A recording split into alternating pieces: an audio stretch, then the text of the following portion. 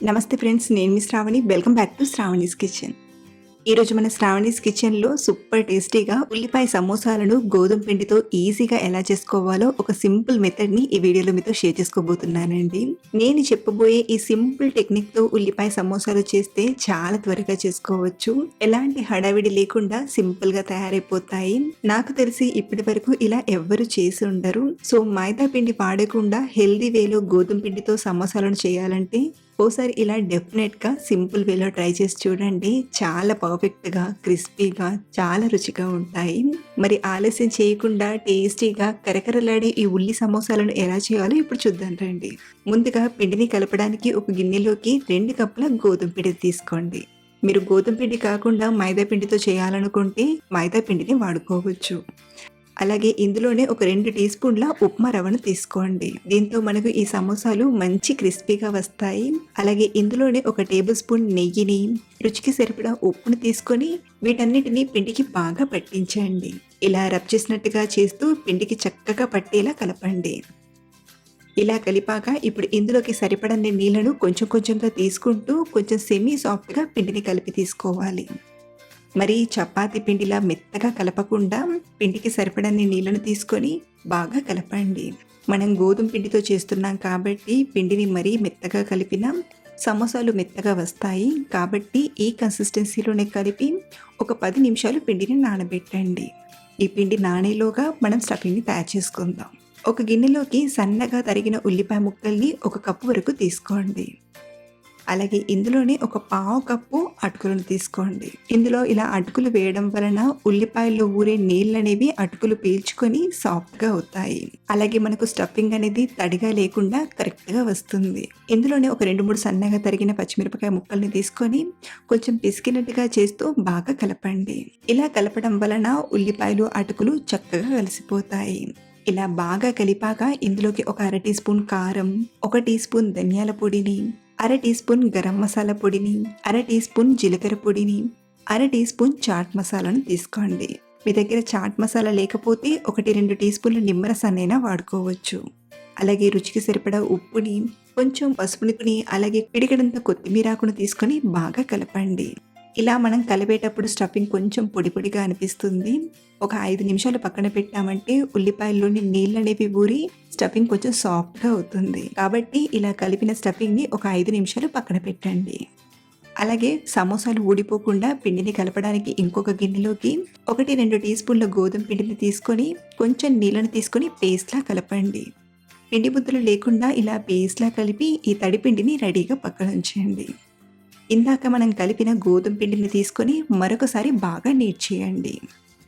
ఇలా బాగా నీట్ చేశాక ఇప్పుడు ఈ పెద్ద పిండి ముద్దను చిన్న చిన్న పిండి ముద్దల్లా డివైడ్ చేసుకుందాం. మనం తీసుకున్న పిండి అనేది 4 పిండి ముద్దల్లా వచ్చాయి.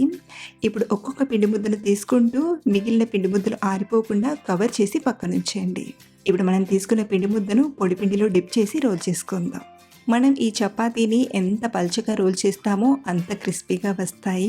కాబట్టి లావుగా కాకుండా అలా అని చినిగిపోకుండా వీలైనంత వరకు పల్చగా రోల్ చేయండి. చూడండి, ఇలా పల్చగా రోల్ చేయాలి. అలాగే ఇక్కడ నేను మీకు సమోసాలు చేయడానికి 2 విధాలు చూపిస్తానండి. మీకు ఏ విధంగా చేసుకోవడం ఈజీగా అవుతుందో అలా చేసుకోవచ్చు. సో ఫస్ట్ అయితే ఈజీగా ఎలా చేయాలో చూపిస్తాను. ముందుగా ఈ చపాతీకి ఎడ్జెస్ని కట్ చేసి సమోసా షీట్లా కట్ చేసుకుందాం. 3-3.5 ఇంచు వెడల్పుతో పొడవు వచ్చేసి 8-9 ఇంచులు ఉంటే సరిపోతుంది. దీన్ని మళ్ళీ చపాతీ పైన పెట్టి అదే విధంగా కట్ చేయండి. ఇలా చేయడం వలన మనకు సమోసా షీట్లు అనేవి అన్నీ ఒకే సైజులో వస్తాయి. సో మనం చేసిన ఒక చపాతీకి 3 షీట్ల వరకు వచ్చాయి కదా. ఇప్పుడు ఒక్కొక్క షీట్ని తీసుకుంటూ సమోసాలా ఫోల్డ్ చేసి తీసుకుందాం. అయితే ఇక్కడ మనం చపాతీని కాల్చకుండా ఫోల్డ్ చేస్తున్నాం కాబట్టి ఫోల్డ్ చేసేటప్పుడు కొంచెం సాఫ్ట్గా అనిపిస్తుంది పిండి. కాబట్టి కొంచెం చూసుకుంటూ నిదానంగా ఫోల్డ్ చేయండి. అలాగే ఫోల్డ్ చేసేటప్పుడు లోపల స్టఫింగ్ అనేది ఎక్కడ కూడా బయటికి రాకుండా నీట్గా క్లోజ్ చేయాలి. ఇన్ కేస్ ఎక్కడైనా చినిగిపోయినా లేదా ఎడ్జెస్లో స్టఫింగ్ అనేది కనిపించినా ఆ ప్లేస్లో కొంచెం తడి పిండిని పెడితే సరిపోతుంది. ఇలా మనం చపాతీని కాల్చకుండా సింపుల్ వేలో సమోసాలను చేసుకోవచ్చు. సో మనం చేసిన ఫస్ట్ మెథడ్ సమోసాలు తయారైపోయాయి. ఇప్పుడు సెకండ్ వేలో సమోసాలు ఎలా చేయాలో చూపిస్తాను రండి. ముందు చెప్పుకున్నట్టుగానే ఒక పిండి ముద్దను తీసుకొని పల్చగా రోల్ చేయండి. ఇలా బాగా రోల్ చేశాక ఇప్పుడు ఈ చపాతీని వేడి వేడి పెంక పైన వేసి 2 పక్కల కూడా దోరగా కాల్చి తీసుకుందాం. ఇలా కాల్చి సమోసా చేయడం వలన సమోసా ఫోల్డ్ చేసేటప్పుడు చక్కగా ఫోల్డ్ చేయొచ్చు. అలాగే క్రిస్పీనెస్ కూడా చాలా టైం వరకు ఉంటుంది. సో ఇలా దూరగా 2 పక్కల బాగా కాల్చి తీసుకోండి. ఇదే విధంగా నేను మిగిలిన పిండి ముద్దలు కూడా రోల్ చేసి కాల్చి తీసుకున్నాను. ఇప్పుడు వీటిని కట్ చేయడానికి 3 ఒకదానిపైన ఒకటి ఇలా తీసుకొని ఫస్ట్ ఎడ్జెస్ని కట్ చేయండి. ఎడ్జెస్ని ఇలా కట్ చేశాక 3.5 ఇంచ్ వెడల్పుతో 8-9 ఇంచ్ పొడవుతో కట్ చేయండి. అయితే మనం ఇలా చపాతీని కాల్చి చేయడం వలన సమోసా ఫోల్డింగ్ అనేది కొంచెం ఈజీ అవుతుంది.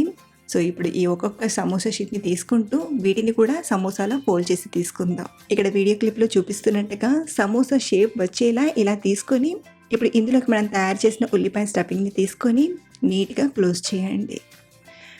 ఎక్కడ ఓపెన్ అవ్వకుండా తడిపిండిని ఇలా అప్లై చేస్తూ క్లోజ్ చేయండి. ఇలా ఫోల్డ్ చేసేటప్పుడు ఎక్కడన్నా చిరిగిపోయినా లేదా స్టఫింగ్ బయటికి కనిపిస్తున్నా ఆ ప్లేస్లో కొంచెం తడిపిండిని పెడితే సరిపోతుంది. ఇలాగే ఒక్కొక్క షీట్ని తీసుకుంటూ అన్ని సమోసాలని ఫోల్డ్ చేసి తీసుకోండి. సో ఇలా అన్ని ఫోల్డ్ చేసి తీసుకున్నాక వీటిని ఫ్రై చేయడానికి డీప్ ఫ్రైకి సరిపడా ఆయిల్ని తీసుకొని బాగా వేడి చేయండి. ఆయిల్ బాగా వేడయ్యాక ఇందులోకి సరిపడన్ని సమోసాలను తీసుకుందాం.